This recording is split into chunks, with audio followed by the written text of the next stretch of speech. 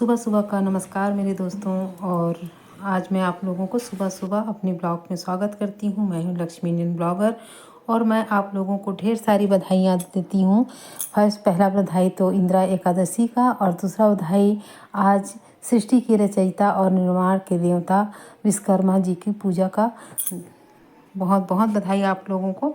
और आज है एकादशी तो मेरा है व्रत, मतलब आज काफ़ी लंबा मेरा पूजा पाठ होगा। सुबह 8 बजे से लेके 10-11 बजे तक मेरी पूजा होती रहती है। करती तो रोज़ हूँ लेकिन बहुत विधि विधान से नहीं करती हूँ। सब देवी देवता का पूजा तो रोज़ होता है लेकिन आज कुछ ज़रूरत से ज़्यादा ही विधि विधान रहता है। और जब मैं एकादशी को ना अच्छे से करती हूँ पूजा, तभी मेरे को बहुत अच्छा लगता है, क्योंकि मैं 15 दिन में ना एक दिन सफाई करने का भी मैं सोचती हूँ। तो एकादशी के दिन मैं पूरे भगवान का कपड़ा चेंज करती हूँ, मंदिर का थोड़ा सा साफ़ सफाई ज़्यादा करती हूँ। जो ज़मीन को पोंछती हूँ उसके बजाय दीवारों को भी पोंछ देती हूँ, ताकि वहाँ जो धुआं लगा रहता है वो सब साफ़ हो जाए। तो अभी मैं आई हूँ अपने छत में भोलेनाथ की पूजा करने के लिए। उसके बाद बरगद पीपल और तुलसी का पूजा की, और उसके बाद फिर मैं लक्ष्मी और विष्णु जी का जिस पौधे में वास होता है वो है केले का पौधा, उसका पूजा करी। और फिर वहाँ से मैं आ गई नीचे, और वहाँ के लिए मैंने फूल तो तोड़ा था, लेकिन अभी आके मैं नीचे का कनेर का फूल तोड़ती हूँ, जो पिंक कलर का कनेर होता है। पीले वाले कनेर को नहीं बोल रही हूँ। तो यहाँ पे मैं उस फूल को तोड़ रही हूँ। बहुत फूला हुआ है, काफ़ी अच्छा लगता है। इसका कलर भी देख के मुझे इतना अच्छा लगता है। मैंने इस बार तीज में ना यही कलर की साड़ी ढूंढी थी, लेकिन मुझे बाद में पता चला घर में आने के बाद कि मेरी साड़ी लाल कलर में है, पिंक कलर में नहीं, रानी कलर में नहीं। तो काफ़ी अच्छा लगता है ये फूल। लेकिन मेरे भगवान के पास ना सभी लगभग कपड़े पिंक में ही हैं। पिंक या लाइट कत्थे कलर कहा जा सकता है उसको, कत्था, तो वो दिखाई नहीं देता है इस फूल। तो यहाँ पे मैं आ गई जल लेने के लिए। भगवान का पूजा और जो स्नान करवाना है, मंदिर लेके जाना है, उसके लिए मैं जल ले लेती हूँ पहले नल से। और मैं आ गई अपने घर का, छोटा सा मंदिर है हमारा वहाँ पे, और मुझे कपड़ा चेंज करना रहता है। तो यहाँ पे मैं कर रही हूँ भगवान का, पहले कल का जो फूल चढ़ा हुआ था उस सबको उतारने के बाद यहाँ पे कर रही हूँ साफ़ सफाई।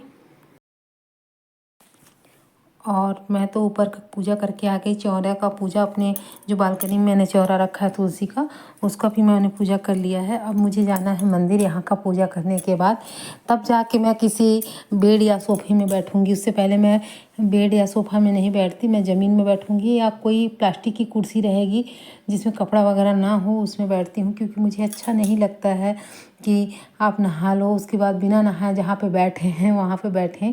तो मेरे हस्बैंड बोलते हैं बड़ा अजीब सा नियम है, लेकिन मेरा तो नियम यही है, क्योंकि मैं अपने मायके से इस चीज़ सीख के आई हूँ कि जो कल हम यूज़ किए हैं जिस कपड़े को, उसको आज नहीं पहनना है, चाहे उसको पानी में डुबा के निकालो।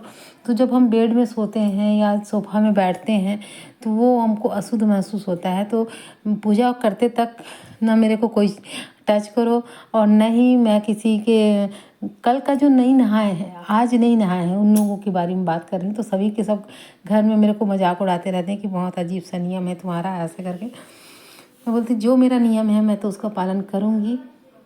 तो बच्चों को नाश्ता बना के मैं पहुंचा दी थी स्कूल। उसके आने के बाद वहाँ से मैंने स्नान कर लिया था पहले से ही।